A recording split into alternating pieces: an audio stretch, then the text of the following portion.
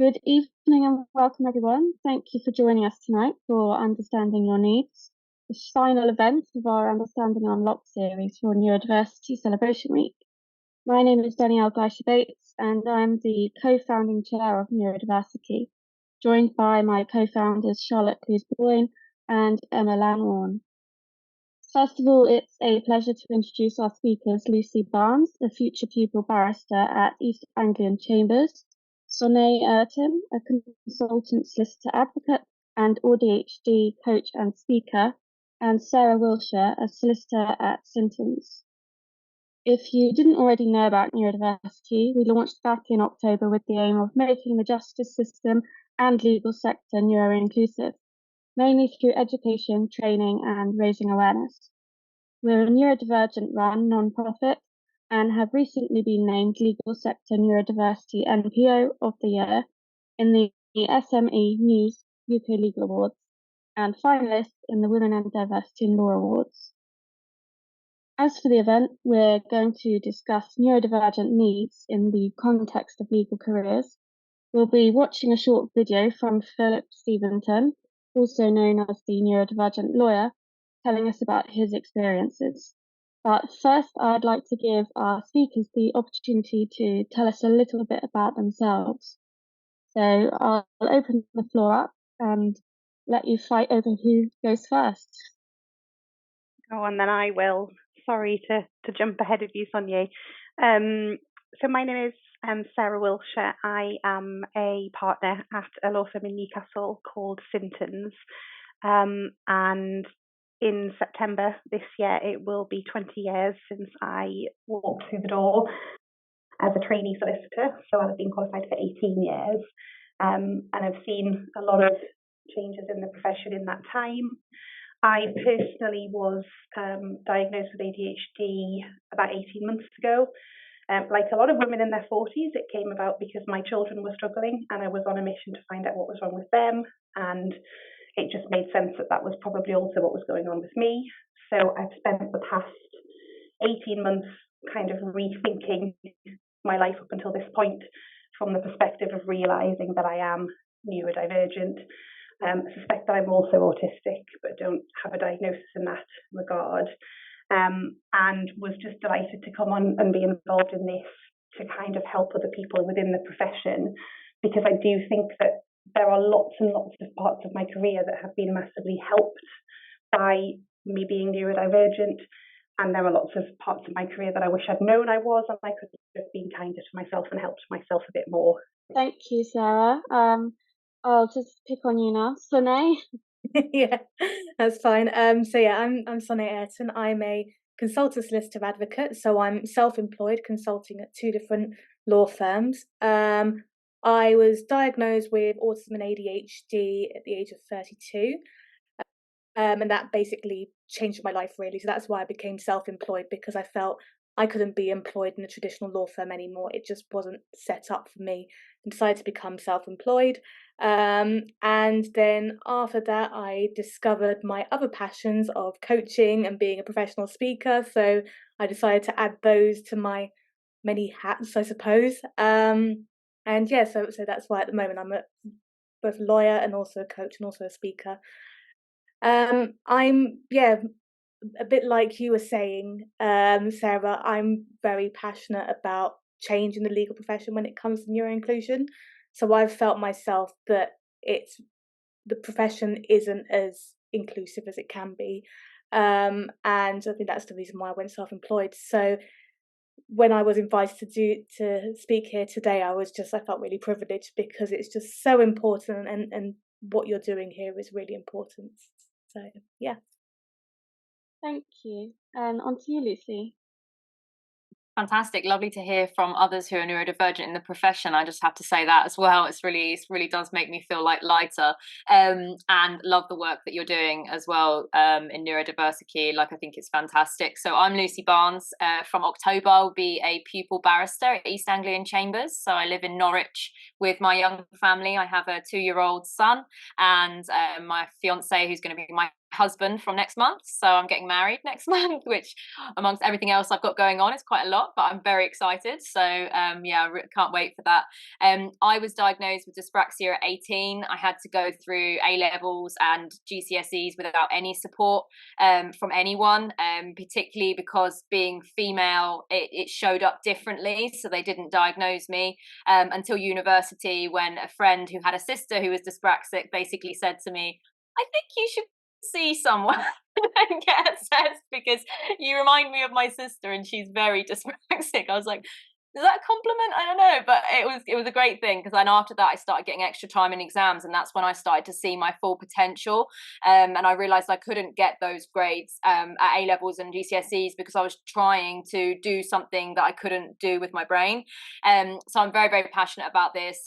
Being neurodivergent, I'm very proud, and also I'm very fascinated in the overlap between neurodivergence and being care experienced. So I'm from a foster care background. I go by Care Experience Barrister on Twitter, and I talk about the crossover. 55% of care experienced young people are neurodivergent, so that's something that I have a particular passionate interest on, and in May we'll be starting my organisation to mentor care experienced people in law, which I'm really excited about. That's a lot on me, but there you go. Thank you, and congratulations. And yeah, we can see the parallels between everyone's experiences already, which, I mean, it's only been not even 10 minutes. But I'm going to share the video now from Philip Steventon, should Zoom actually comply. And that will take us about 6.5 minutes, and then we'll go on to our actual speakers. Hey everybody, I'm Phil Steventon. I'm also known as a neurodivergent lawyer. I'm an experienced paralegal, I'm a trainee legal executive, and I'm a disability inclusion associate. So I'm autistic, and I'm probably ADHD. But as far as being autistic goes, the way that I process the information around me is different to those who are not autistic. And the way that I process information is unique to me, same as it's unique to every other autistic person. I find that I have a very, very logical and methodical and process-driven brain.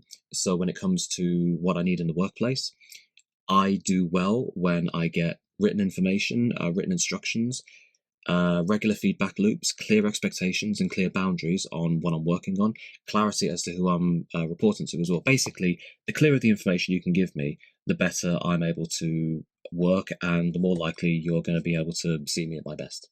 I think one of my biggest challenges is work in memory, which can come across to someone who doesn't understand as that I'm either not listening, or I'm being ignorant, or I'm just choosing not to process something that might very well be simple, but it's just not sticking in there. I have to work on my brain the best way I can so that it does stay in there. And I've often found that, if I have it in writing as well, like I just said, it means that I'm able to just come back to it. I can reprocess it. I can ask any further questions that I need to. That's why I prefer getting instructions and information in writing, because if you were just giving me instructions in a phone call, there's no guarantee that I'd be able to process it properly. The better I can understand myself, I'm hoping that the better my employers can understand me as well. And that should lead, or it's supposed to lead, to a much more harmonious working relationship. As far as stimming goes as well, usually when I stim, it's when I'm like just playing with a pen in my fingers. So like I'm at my desk, I'm reading something, and I'm trying to process it. Usually what I do is I'm like basically what I'm doing now. I'm playing with a pen in between my fingers. It's a little self-regulating movement that helps me try and expel a bit of like pent-up energy, if you will, a bit of pent-up sort of distraction, if you will. And doing this means that I'm able to like read in as much detail as I can what I need to do. As far as advocating for my needs goes, it's been since early 2020, like lockdown 1, when I came forward and began my sort of digital identity as the neurodivergent lawyer, where I've been a lot more open with my identity, the fact that I'm autistic, and what I need in order to help me be at my best. Doing that has meant that I'm a lot more confident in being able to advocate for myself and what I need in terms of adjustments at work, best ways that you can communicate with me, like communicate works, tasks, instructions, things like that. And also to just bear with me if there are times when I'm being quiet and I'm just trying to crack on with things, or I'm just trying to learn things in a way that works for me. But I think lockdown 1 and when we're all going online, that definitely helped me sort of become a lot more prouder with myself and my identity, because it is a part of who I am, so why not be proud of it? But truth be told, that confidence in and that pride in advocating for myself and being open and honest and forward about who I am, it has been shaken on a number of occasions because of comments and actions and words that are said either about me or to me that make me feel like I shouldn't have shared it. It's difficult to not be affected by it, and it's difficult to not feel like maybe I should just go back into my shell. However, it's not just me that it happens to. It happens to so many others as well. And not everybody is as confident in talking out about it. I feel like if I'm not open and proud about who I am, then that means someone else probably won't be as open and proud about who they are as they want to be. Masking is exhausting when you're trying to sort of present yourself as being, for lack of a better term, palatable to the to the neurotypical world that we live in. And the unmasking journey is definitely a marathon. One term I heard is it's a forever game. You don't just suddenly, decide, oh, I'm going to unmask today, and then that's going to be it. No. What I found is that it's a constant process of understanding yourself, understanding who you are, what you can do, what you can't do, and being okay with the fact that you are human. You're just as human as anybody else. It's accepting yourself. It's accepting who you are, and it is a constant process, as I've said. It's not going to happen overnight. And I think that unmasking and really properly understanding who you are and loving yourself for who you are, that is the best form of self-love that I think you can do. Quite simply, find things that bring you joy and find people who bring you joy. For me, it's, I'm getting involved in some new sports. I'm doing a lot more work for my communities. I'm getting involved with a lot more, neuro inclusion work. And it's been really, really fulfilling for me as well. And that fulfillment brings me a lot of joy, knowing that I'm doing work that can benefit not just me, but other members of my community. And surrounding yourself with people who bring you joy as well, people who talk well about you when you're not there, and people who want you to do well and want you to be well and are happy to accept you for who you really truly are. Those are the kinds of people that you need in your tribe, if you will. I would say that's the best thing you can do for yourself. It's going to help you a lot with your self-confidence, your self-worth, understanding your purpose and your place in this world that we live in. If you're on the journey of unmasking as well, I feel that that's really going to help, and I do wish you well if you're on that journey as well. Just know that I'm rooting for you. Good luck. Wish you well. All the very best. And there we have it. A big thank you to Phil, although not with us tonight, for starting us off with some really insightful points there that I'm sure many of us can relate to. I think I saw some nodding as we went along. But back to our speakers, we'd love to know what makes you different. So in your eyes, what are your strengths and challenges as a neurodivergent person? And again, I'll just let you dip in now. Yeah, I'm happy to go first. The strengths one is a difficult one because being late diagnosed, I was so used to all the negativity that I got growing up. You're not reaching your potential. You've got your head in the clouds. You're immature. So it's taken a while for me to actually realize what my strengths are. What really helped me is when I had ADHD coaching and we had to do this character test. And my top strength was love of learning, which I just love the sound of because that is me to a T. And that's definitely my ADHD brain that's given me that strength. So that's something that's really been with me throughout my life and certainly helped me in my legal career. It's what led me to study law in the first place. And also, whilst I was training to become a solicitor, I did my higher rights training at the same time. So I was in quite the unique position of qualifying as a solicitor advocate, not just as a solicitor, when I qualified. And then when I was furloughed, I was attending webinars to just keep improving my skills, improving my knowledge. There was no way I was going to sit there and watch daytime TV. That's just not for me, except for the odd day. But yeah, you know, I get bored if I'm not constantly learning. And then so that's probably why I also embarked on being self-employed as well. I love that challenge. Probably a bit of impulsiveness going on there as well. And then becoming a coach as well. Again, just keeping that learning. Another strength I'd say is empathy, and this is a strength that people have told me I have. I'm again not used to saying I have strengths, and the reason why I picked that out because there's a stereotype of autistic people not having empathy, and that couldn't be further from the truth. I get this sort of overwhelming sense of empathy. So if someone is upset, I'll cry for them. Even if they can't cry themselves, I'll cry. If someone is celebrating something, I'm really happy for them, like genuinely. And I guess that really helps with being a lawyer at the end of the day.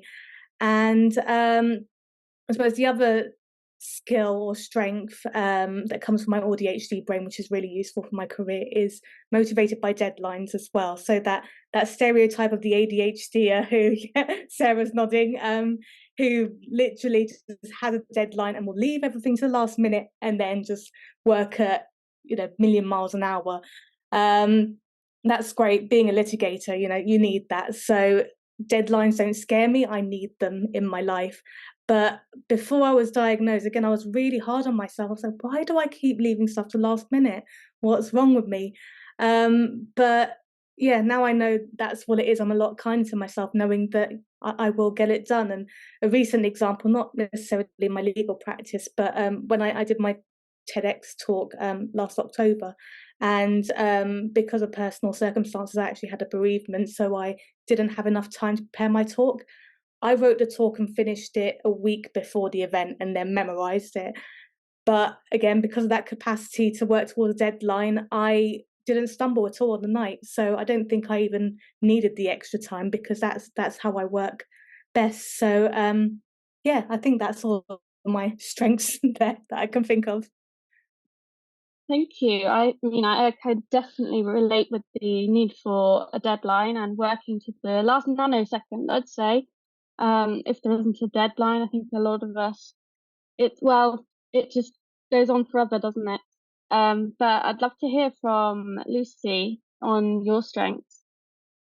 Yeah, so I definitely think I learnt my strengths. I'm so fascinated. I relate a lot, Sonay, with like learning, like fascination for learning. So I bought a book called The Power of Different, which is about being neurodivergent, by Gail Saltz, I believe, but I could get that wrong. And that really helped me kind of see my strengths. So I read that quite early into my journey, kind of realizing I was dyspraxic and realizing, oh, okay, that makes sense. So for me, I definitely relate on the empathy and compassion, but I also have out of the box thinking. And I have a really creative brain. And sometimes people say to me, how did you even think that? And that is the highest form of compliment. And I do attribute that to being dyspraxic, because there's an element of, where the brain is weaker in one area, it shines brighter in another. So I'm really kind of proud of that. And I'm an idea generator. My brain is just an idea box. So that is something that I think is really special, and really great at solving problems. I mean, even ones out of my control, like even just being able to study my GCSEs and A levels without having that extra time. I was really thinking about creative solutions, and I think in the legal profession, all we're doing is solving problems. So having a brain wired to solve problems is really, really beneficial. And when I get into hyper focus, my fiance has to actually feed me because I can't. I'm like in it and I can't get out of it. So it's a massive strength, not for my diet, but it is a massive strength in the sense I get a load of stuff done, and people always compliment me for my time management. And again, I think that is because related to being dyspraxic and also care experienced. So I definitely think there are some strengths to it.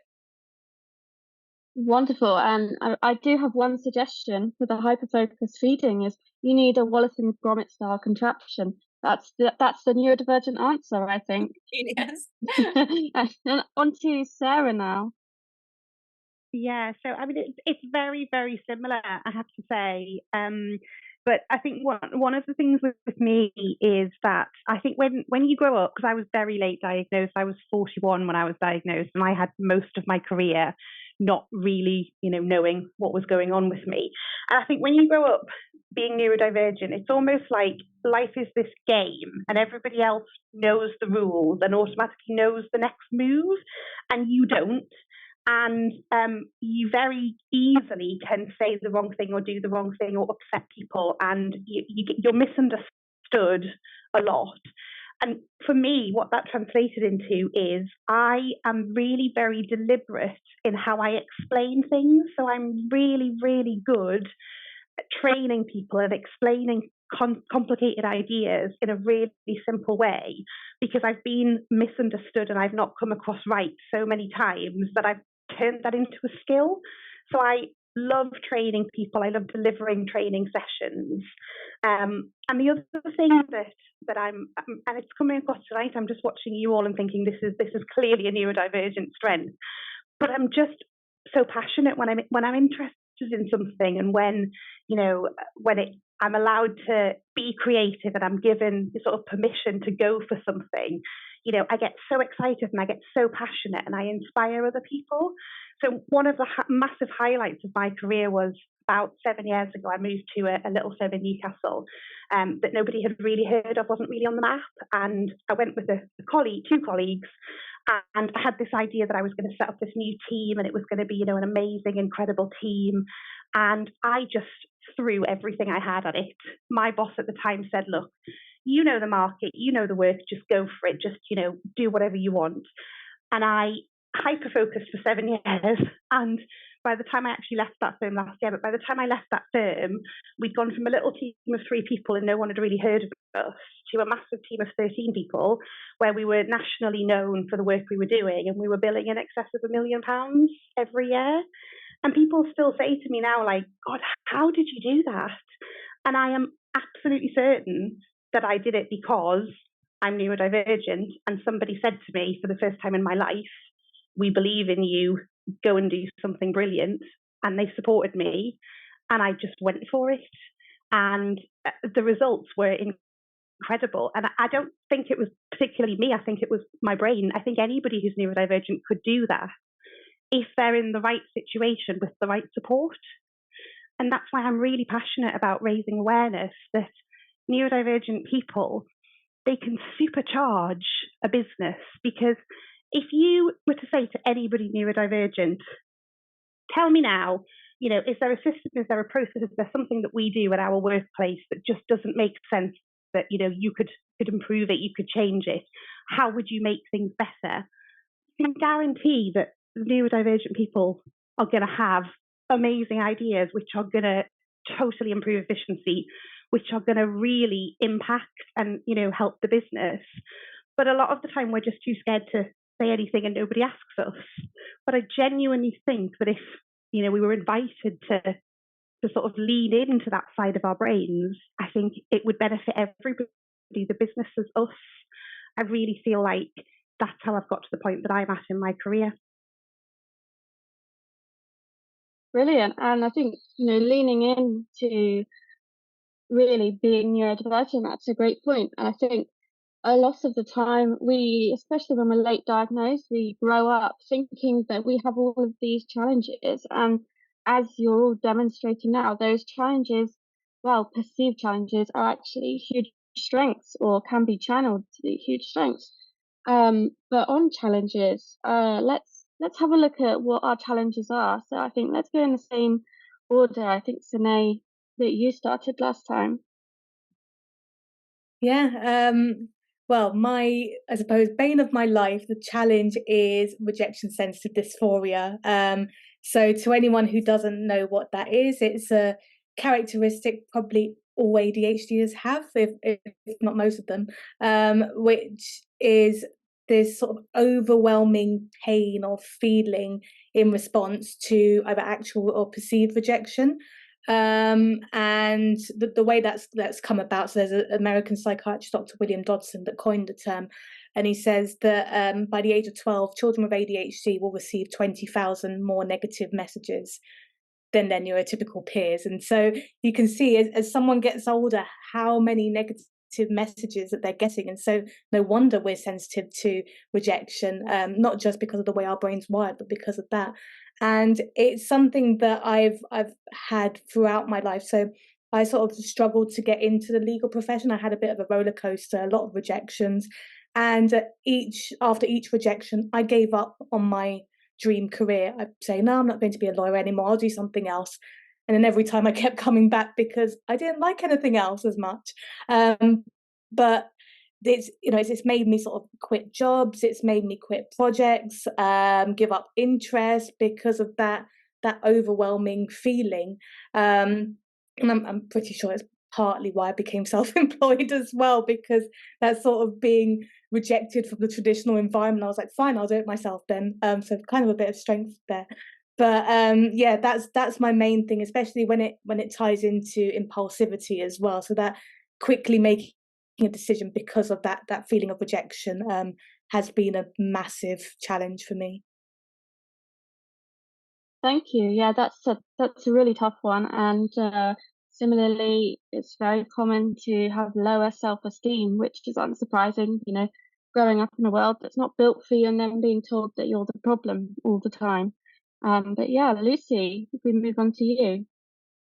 So I definitely struggle with kind of auditory processing difficulties, and also the fact that people think dyspraxia is just being clumsy. It's definitely not, and there's a lot of kind of cognitive aspects to it as well. So that kind of stigmatic thing of, so it literally used to be called clumsy child syndrome, so which is deeply stigmatic. But having that kind of auditory issue, so I often rearrange names or words around in my head. I often don't understand silent letters. So just the other day, there's a town just outside of Norwich called Windham, but it's spelt Windmondham, so that's how I pronounce it. So to me that sounds logical because that's how it's spelt, but to others they can't seem to understand that. So, and that also, I find that difficult when with other kind of aspects of protected characteristics. So for example, people who have different surnames that I actually can't pronounce, and then I feel quite embarrassed because I know people are really kind of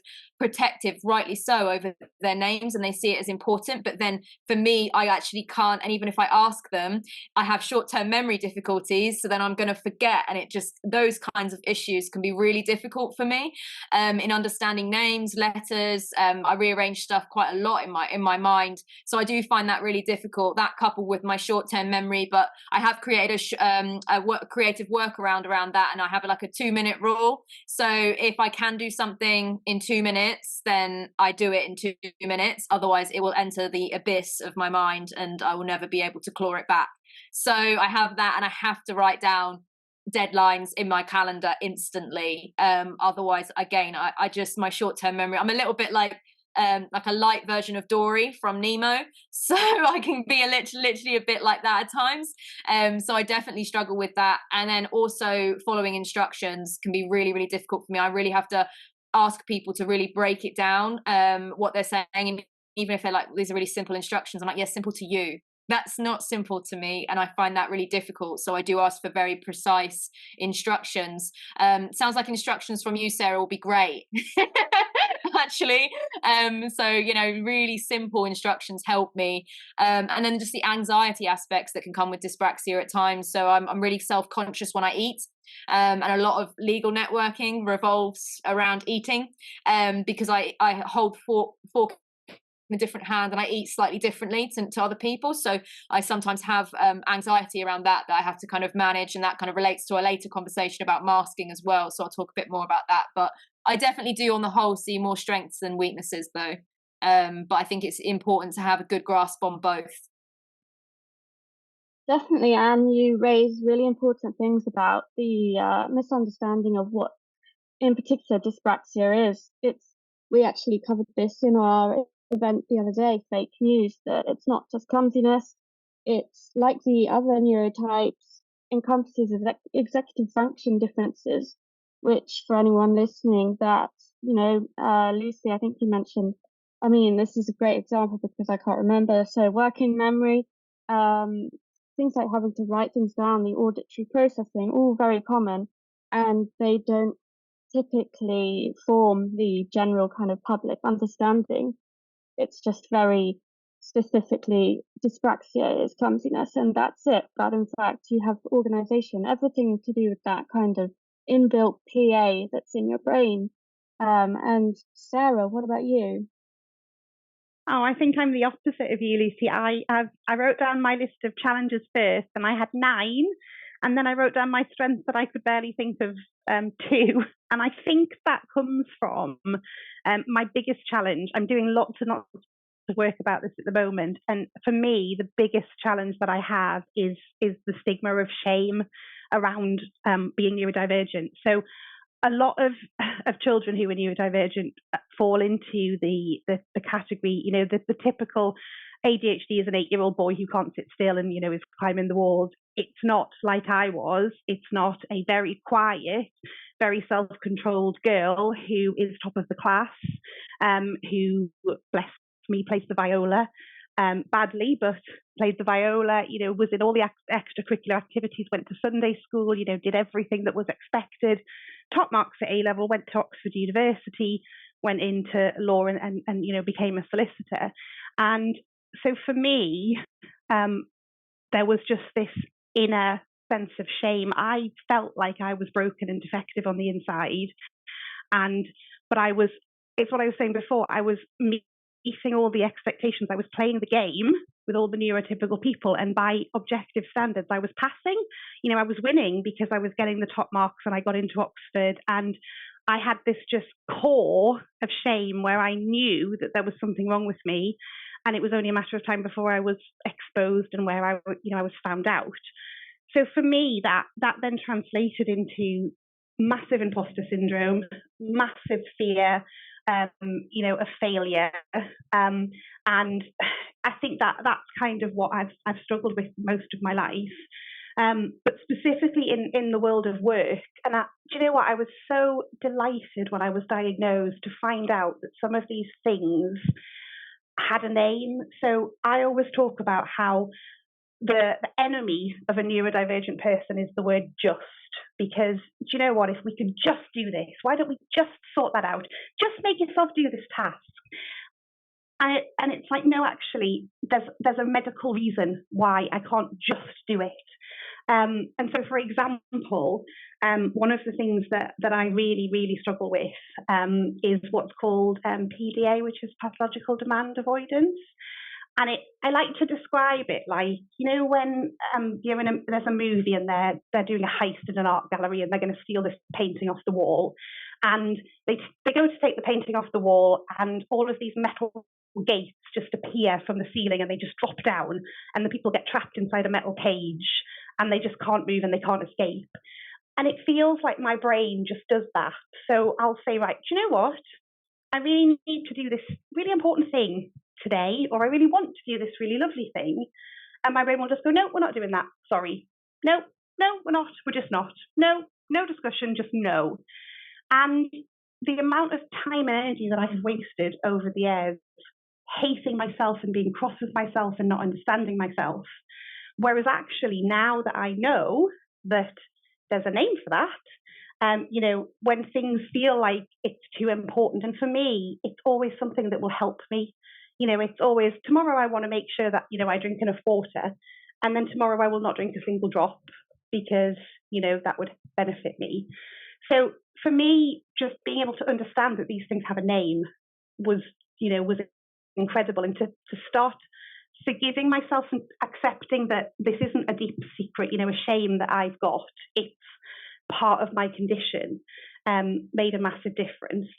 The other one that's very, very work related, and I was again delighted to find out this was a thing, is our concept of time as people, neurodivergent people. So we have two ideas of time. We either have right now or we have not now.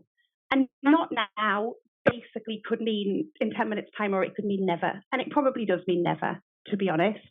And so realizing that, and I'm very much like you, Lucy, if I can do something quickly right now, I just have to do it, because otherwise the chances are that I won't do it.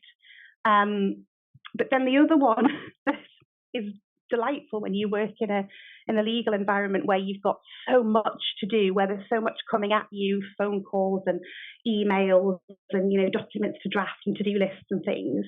And it was the understanding the concept of object impermanence. So this is the idea that within a neurodivergent brain, if you cannot see something, or if something isn't smacking you in the face, you can genuinely forget that it exists.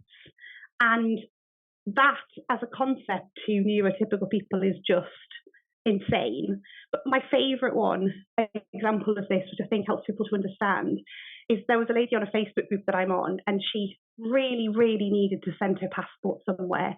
It was an official thing, she had to send it off. And pathological demand avoidance had kicked in, and she hadn't done it, and she hadn't done it, and she hadn't done it. And it was now like totally critical. She had to post this passport today, or she was going to get in trouble. And she was so proud of herself because she'd put the passport in an envelope, she'd gone to the post box and she'd posted her passport. And then she'd gone home feeling really proud of herself.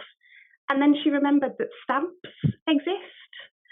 Because up until that moment, her brain had totally forgotten that in order to post a letter, you needed to put a stamp on it. And she genuinely just put it in an envelope and put it in the post box with no stamp on it.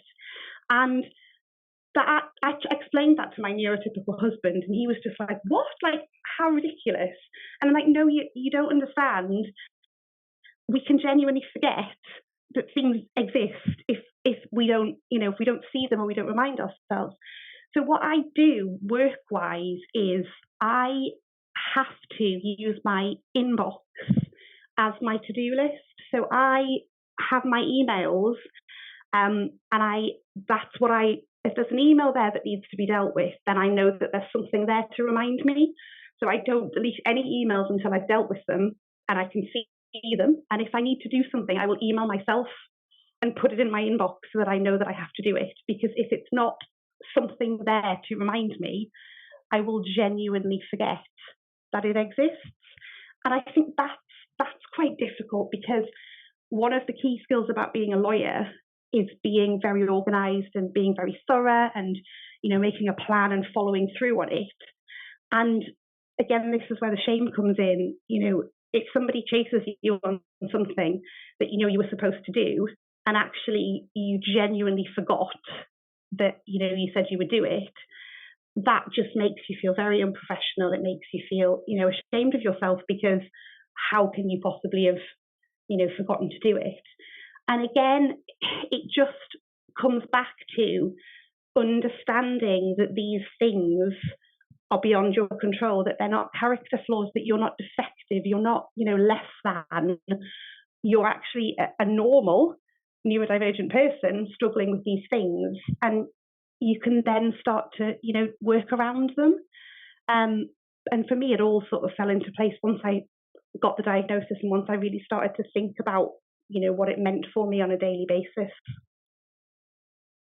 Yeah, I think the shame and the stigma is something so many people experience. And what you mentioned about, you know, coming across as potentially unprofessional, I think it's a real problem, but not necessarily in the way that people think. The problem is, from my perspective, are, you know, kind of social expectations and ideas of professionalism.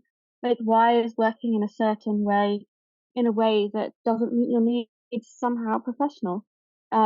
We need to kind of move away from that. And that brings me on to my next question, which is, do you think that the legal sector recognises that neurodivergent people have both strengths and challenges? And I'd like to start with Lucy, as someone who's about to enter the profession, because I think obviously perceptions change as we progress throughout life. And I think it'd be interesting to hear your thoughts first. Yeah, so I definitely think it's starting to in some ways, and I think that's really, really positive. And I think that but the sad thing, it varies from set to set, and it varies from firm to firm, and it varies from barrister to solicitor. And for me, I'm attracted to chambers or that lived their values rather than just sort of preaching them. And that's something that kind of gave me encouragement, actually, when you see a chambers and they've got people that are neurodivergent there, and they kind of support them. They have an officer who's very dedicated towards, meeting our needs. That's sort of massive green flags for me. So I do think there are some great initiatives, and there are some great firms and some great chambers doing some great things for neurodivergent people. But then there is the flip side of that's not the norm, and I think that that's what we need to kind of address and kind of work on. And I don't like having to consistently explain myself, and that's kind of how it can feel. And I've been at times in the past I've not asked for reasonable adjustments or anything like that, because I felt maybe at a disadvantage if I did so. Or I definitely didn't do that on my pupillage round where I got pupillage, because at that point I was like, I'm tired of this. You either take me as I completely am, or I'm not coming anyway. So that was the kind of mood I'd got into. But it does take a lot of self-belief to do that. And I think self-belief can be a bit of a challenge until we've kind of gone through the motions of who we are, and figure that out and figure out what we've got to bring to the table. So I'm hoping that the legal profession will evolve, and I do see it doing so. So that's kind of gives me a lot of positives. But I think unfortunately it's the judiciary potentially and higher up that could be posing kind of issues for that.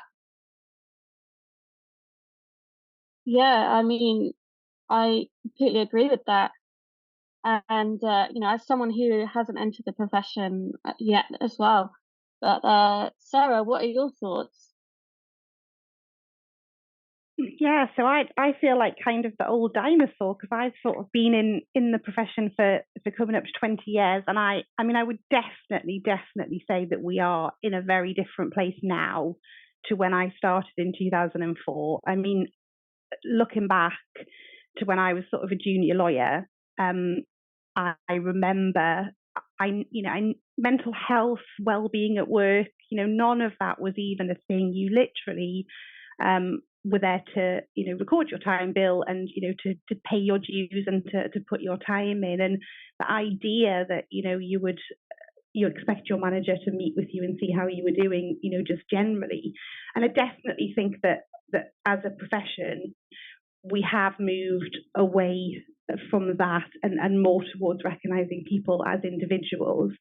I also think that COVID, this might sound a bit controversial, I think that COVID generally for society had an unexpected, possibly positive outcome, in the sense that there were a lot of women like me who had carefully constructed their lives around this deep shame and this sense that they were, defective in some way, but they had structures and systems in place, and outwardly they were coping and they were seen to be successful. And then COVID and lockdown stripped away everybody's coping mechanisms. It stripped away people who used to go to the gym, people who, had systems in the office, and it locked us all in the house with our families or on our own, and it took people back to basics. And I think a lot of people then ended up suffering with mental health issues as a result, and coming to terms a lot more with themselves. And there's a lot of women and men who I know, sort of, I refer to us as the forgotten generation, the 40-year-olds who are just discovering that neurodivergence is a thing. And I think it shook all of us, and it made us realise that the way that we'd been living our lives was this construct that wasn't very authentic. So I think that's what's caused a massive shift. And I can see a lot of sort of people my age, so sort of the 40, 50-year-olds within the legal profession, are generally sort of reassessing how we were trained and what we were told. And fortunately, those people are sort of the powers that be, sort of in equity and up positions. And I do think that there's this sense sort of at management level that actually, do you know what? The world has changed as a result of COVID and as a result of lockdown, and we have to recognise that, and we have to, acknowledge that.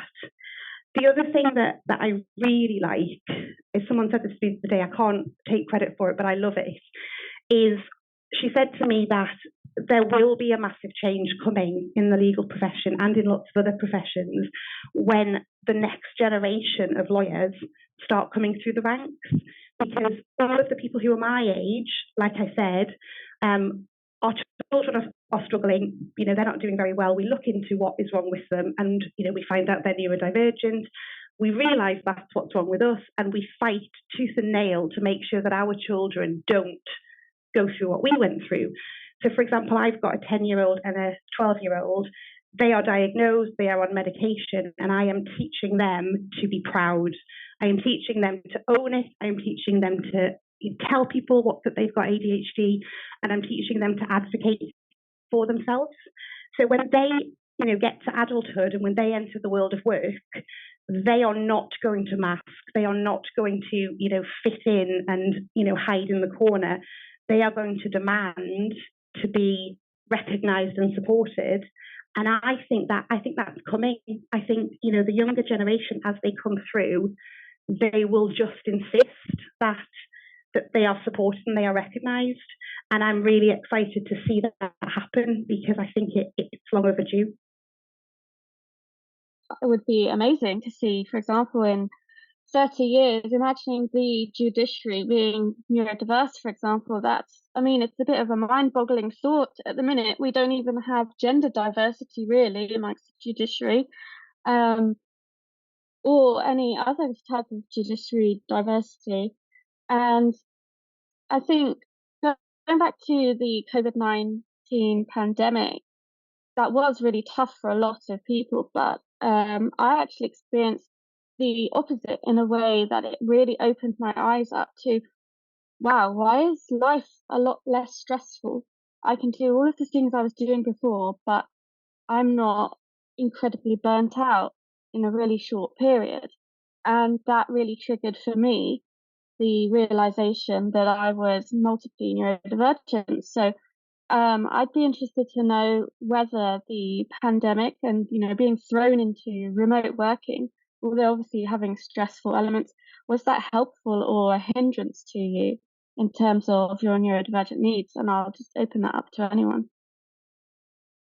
Yeah, I'd say it was great for me, because that's where I realised I was neurodivergent, because all of a sudden I wasn't exhausted all the time. And that was realising, I wasn't masking anymore, because obviously I'm at home, so I don't need to mask. And that's what started eventually realising that I was neurodivergent. But yeah, the remote working has been absolutely vital for me. I'm more productive because I'm in a comfortable environment. I'm not sat in an open plan office with people talking at you or talking across you constantly, bright lights, commuting into central London, which is just horrible when you're autistic and you have oversensitivity to the senses. So yeah, I don't know how long I would have necessarily stayed in the profession if the pandemic hadn't happened, because at the time I was diagnosed with severe anxiety and depression because of everything and the lack of my diagnosis of autism and ADHD. So yeah, like you, it was a really good thing for me, I suppose. I think for me it was a bit of a mix, because it was definitely great in the sense I could sort of manage my own workload and plan around being neurodivergent, and I found that not having to network in person was great. I'm actually not much of a fan of going to Inns of Court, and at that point studying for the bar course, the qualifying sessions that we have to do, you have to usually traditionally do them in person at the Inns of Court, which is actually a really daunting experience for me as dyspraxic, and it causes a lot of anxiety. And I learned to kind of network online, which has been fantastic for me. I've met some actually really genuine connections online, so I found different ways. The part that I found hard is I guess all brains are completely different, and although I'm dyspraxic, I'm also a bit of an extrovert, but Yeah, I mean, I like I'm introverted in some ways, but also I like people, like the right people, not all people. Oh my goodness. But and I like to, be around my friends, and I like to be having fun. So I think that aspect I found really difficult, of just kind of being that extroverted person. But I think on the whole, it was positive for being dyspraxic, for sure. And as well with networking, it's not just the physical in-person aspects, it's the intersectional elements. Like, I think you mentioned about class before. Well, Absolutely, yes. yeah, and yeah, it's just so many different social norms, and if you have overlapping social identities that don't fit within the stereotype of the lawyer, then it becomes so many more layers of difficult. Um, and Sarah, what are your thoughts? Yeah, so I displayed typical ADHD hyperfocus. So at the time, I was head of a team of 13 people, and we were a very small firm. So we furloughed 9 people and went down to 3. So me, this part-time solicitor and a paralegal, and I went into I'm good in a crisis mode. So I was just like, right, stand back. I'll roll my sleeves up. I can do 9 people's work. Don't you worry about that. My husband also worked full time, and neither of us, were furloughed. And at that point, we had a 6-year-old and an 8-year-old who I now know are both ADHD and possibly autistic. And I just went into crazy I can do everything mode.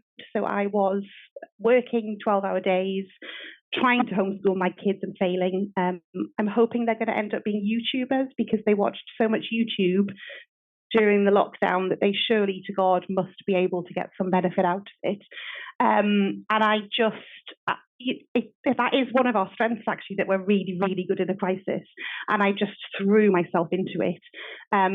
Suffice to say that you can only sustain that for a short period of time. And about 18 months later, once things had got back to normal a bit and, people were coming back to work, I ended up in a period of burnout. And felt ashamed of myself for not being able to, sustain it. So for me, it massively impacted my mental health. And again, I think it was when I started to realize there was other things going on and started to look into, the concept of being neurodivergent for me and for my kids. And one of the things that I am quite ashamed of, but I'm working through my shame, is that I realized during lockdown that one of the things that I had done in my career to sort of mask and persuade people that I was a neurotypical lawyer was to hyper focus on work to the exclusion of everything else. So I would routinely, work crazy hours, miss bedtime with my kids, and constantly be thinking about work and focusing on work in a way that wasn't particularly healthy for me, family-wise or mental health-wise. And I think part of the diagnosis was realizing that, and then I've sort of worked through that and, now medicated and in a much better place. But I think it was a moment, anybody who, was working at the time, it was a moment, whether you carried on working or whether you were furloughed, it was a moment in time where you did sort of have to stop and think about your life, about the way that you run things, about the coping mechanisms that you have. And like I say, I do think, although this may be controversial, that some good came out of it, because there were a lot of people who were just so busy surviving that they hadn't stopped to think, actually, I'm miserable, I'm not enjoying my life, this is not working for me. And a lot of those people are now people that I'm friends with because they discovered they were neurodivergent as well, and we're all now doing a lot better. So yeah, it was a tough one, my lockdown experience, I'm not going to lie. Yeah, it sounds very hard. I think, there were some obviously positives, but it was a rough ride for many of us. I think, drew a lot of us into realization that we're neurodivergent, and then, we go back to so-called normal life-ish, and again, everything is thrown again. And I think it's very easy of neurodivergent people to fall into that hole of hyper-focus on work, almost to prove your worth, I suppose. It, kind of gets entangled with the imposter syndrome, the self-esteem issues. But of course, as Sonay mentioned, there are those kind of golden aspects of the remote working, like the accessibility. And for me, so one thing I do, which you can't even see, is I swim. It's like a little bit of putty, and remote working, nobody knows what I'm doing. Well, I've obviously just told you, but yeah, that reminded me of, well, Phil's video actually made me think of that, because he mentioned skimming with a pen, and obviously you can do that off camera, and things like that make such a difference, but are so noticeable in the working environment. And it's about kind of social acceptability, but also being fitting that model of professional. What does a professional person look like and do?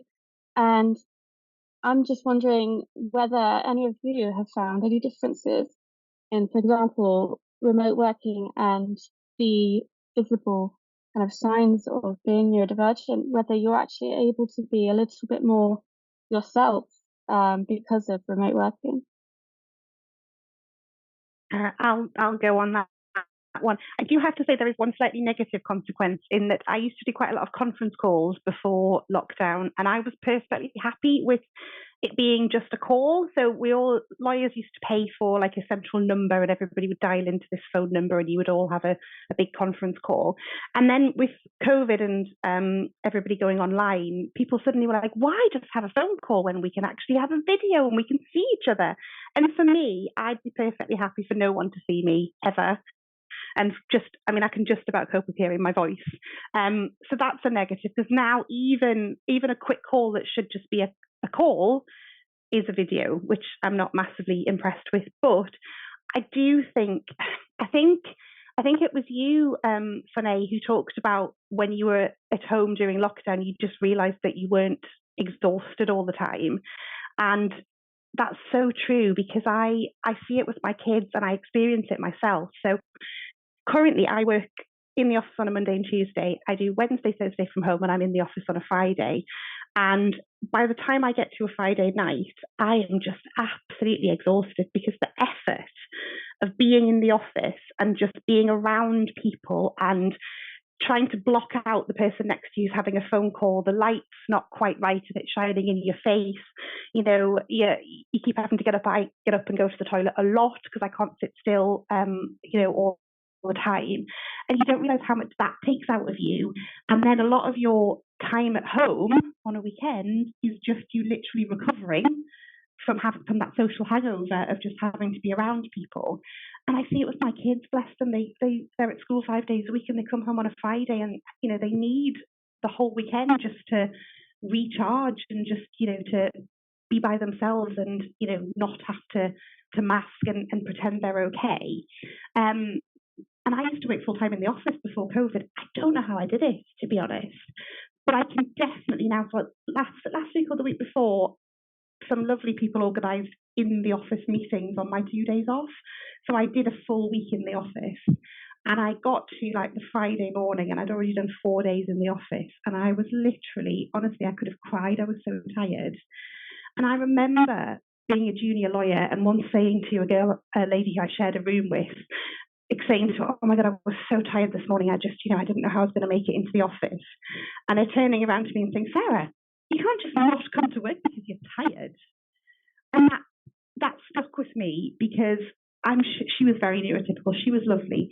But, for a neurotypical person, tired means, I stayed up a bit late last night, or, I've exercised a bit too much. I'm a little bit more tired than usual. But to a neurodivergent person, that I'm tired literally means I have used every ounce of my mental and physical energy to arrive at work today, and I don't know how I'm going to actually make it through the day. And that has always stuck with me. And now, of course, I understand where my I'm tired is very different to somebody else's. And again, it's about, once you understand, then you can be kind to yourself, and you can start to, help yourself rather than beating yourself up. And why can't you just be like everybody else? So for me, it's definitely a good thing that I can recharge on a Wednesday and Thursday, and then, I don't have to do the full week in the office. Thank you. I've just seen the time, so we're overrunning slightly, but we'd still love to hear from you, Lucy and Sonay, briefly, and then I think we'll briefly cover masking, and then we'll be done for tonight. So I was so intently listening to Sarah that I've forgotten the question. Here we go with short-term memory loss. I'm really sorry. I mean, now that you've said that, it's now just deleted from my brain. And I think it was the perfect example. neurodivergence in action. Yes. I think basically it was about, I think I mentioned that I'm able to like stim off camera, and so yeah, leading on from that, is there anything that you're able to do remotely, I guess, that you wouldn't be able to do, or it's less accessible in person? I think just the element of managing my own workload and I'm quite independent as a person in general. So I think having that aspect of it is really important. I think for me, I'd be like, Sarah, I need a mix like every day. And I start to get that kind of social overwhelm with being around too many people, particularly in the professional environment, because I find that in the professional environment I find it that bit harder. Like my fiance's neurodivergent, so that I'm a very safe home life with that, and likewise with my friends, like it just feels, I think, especially it kind of crosses over with being care experience, because care experience young people as well, we're hypervigilant. A lot of us have complex post-traumatic stress disorder, which also affects the brain in a similar way to dyspraxia.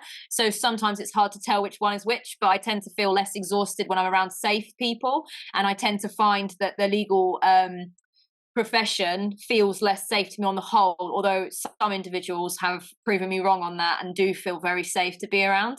But in general, because you've obviously got that professional sort of side of you, you're having to think, and again, then class comes into it. We swear a lot from council estates, and you can't do that in a professional environment. And if you, in any sort of environment when you're having to restrict being a part of yourself, which I think we do in the profession, whether it's masking or, not being our full self if we come from council estates like me, it is exhausting having to, be a different version of you, even if you are still trying to be that same person. So I do think that having a balance really works best for me. Yeah, and that kind of having different versions of yourself, I think, is a struggle more for neurodivergent people, because it's that lack of authenticity almost, which a lot of us struggle with. But moving on to Sonay. Yeah, kind of sort of what Lucy was saying about managing your own time. So this is not so much from working from home, but for being self-employed. I've been able to manage the time I spend on video calls. So like you're saying, Sarah, that they can be really exhausting. A normal phone call is actually a lot less exhausting. And so now I specifically, if I've got too many, so usually it's about 3, maybe max 4 video calls I'll do in a day. And then that's it. I won't put anything in there. And then in between, I can lie down, go do housework, something that, I do enjoy housework, which is weird when you've got ADHD, but I find my ways to motivate myself. But that relaxes me. Whereas if I was in an office and then doing a video call, and then where do I go to relax? Under the bright lights of the office? No. So that does help, definitely. Yeah, I think that's it. Thank you. Yeah, it sounds like really across the board that autonomy is such an important part of managing a career. As a neurodivergent person, it's being able to cater to our own needs, and the lesser extent of, I guess, masking, which is what we'll move on to next. So what is masking to you in the context of a legal career? How does that manifest for you? And I think we'll start with Sarah, if that's okay. Yeah, so I had to really, really think about this, because it's very interesting. And once you realise, once you're diagnosed and you start to realise that a lot of how you behave is masking, then instead of it happening automatically and you not being aware of it, it suddenly becomes something that you're painfully aware of, and it becomes harder and harder to mask. Which in one sense is good, but in another sense, then you lose your sort of ability to, be compliant and fit in at work. But I think for me, I sort of thought about my career, and I have struggled with mental health throughout my life. And I would say that probably on the inside, I am quite a depressed, quite negative person. But the number of people who say to me at work, "Oh my goodness, you're always positive, you're always smiling, you're so chatty and you're so lovely," and for me that's massively part of it. So I always have this massive smile on my face at work. It also translates into that people pleasing. I will never say no to anything, even if I am absolutely drowning and I don't have any capacity to take something on. I will always take it on because it just won't occur to me to say no. I was making my husband laugh before because I was preparing for this, and I was saying, it's not even that. It's not even that I will say yes to things. It's somebody will ask me to help them with something, and my brain will go, I don't know if I've got time to do that. So as well as saying yes, I will then suggest other things that I could do to help that person that they didn't even ask me to do, that I don't have time to do, and I don't want to do. But the masking part of me goes, you must make this person love you, so you must offer to do everything for them. And then on the other side of that, and it always comes back to shame for me, it's this not wanting to show any weakness or to show that I'm struggling. So I have in my career had moments when I really should have put my hand up and said, I'm not coping, I'm not doing very well. And I just couldn't, because, I couldn't let that massive, I couldn't let people think that I wasn't coping. And particularly in the legal profession, I think I was drawn to sort of the legal profession because, what I was saying before about how if life is this game and everybody else seems to know the rules and we're just pretending that we understand the rules, then we love massive big signposts which say to us, if you do this, you are behaving correctly and you will get a big tick and everybody will love you. And I think in law, things like time recording, if you hit your time recording targets, then you can show that you're doing what you're supposed to do. Billing targets, if you're billing, more what you should be billing or in excess of what you should be billing, that's a good indicator that, you're doing well. And I think for me, and I think maybe for a lot of neurodivergent people, masking becomes hiding behind that.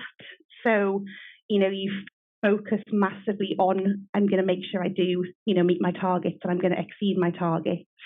And often, what's actually going on behind the scenes is you're sacrificing your family time, you're sacrificing your physical or mental health.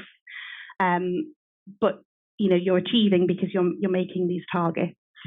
So for me, it's very much the masking is people pleasing, always saying yes, and almost not checking in with the real me to see how I feel or whether I want to do it, just automatically saying yes and going along with other people. And that's something that I'm really having to work on. I am doing a lot better, I have to say now. I am trying to stop and think, can I actually do this? Should I do this? But it's that automatic, the masking is the automatic, I just want to say yes and I just want to please you. And I'm not engaged with my real self. And I think in law, you can get a bit carried away with, being this idea of a perfect lawyer and hitting all your targets.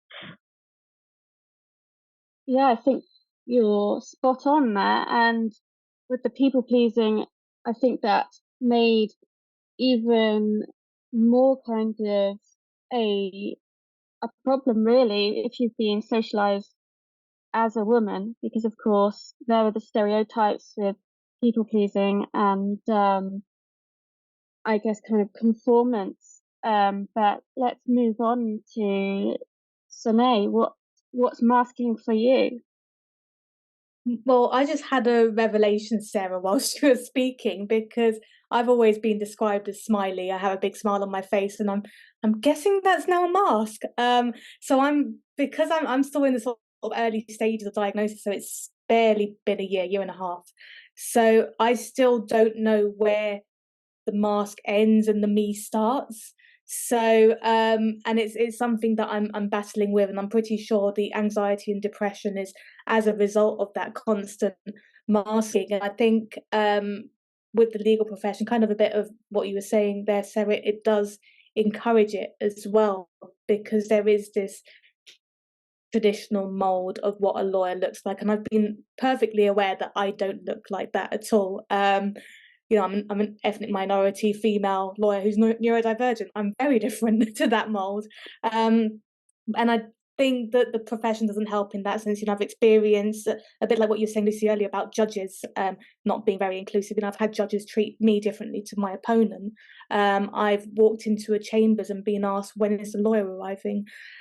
So stuff like that is, it makes the mask even more, even though I can't change how I look, but I try and look as best as I can as what a lawyer looks like. I'll wear a suit, I'll wear heels, even though I hate heels, and just try and speak differently as well. So I guess going back to what we were discussing earlier about working from home, I am able to drop that mask, but I think very much within those traditional environments, it's still very difficult.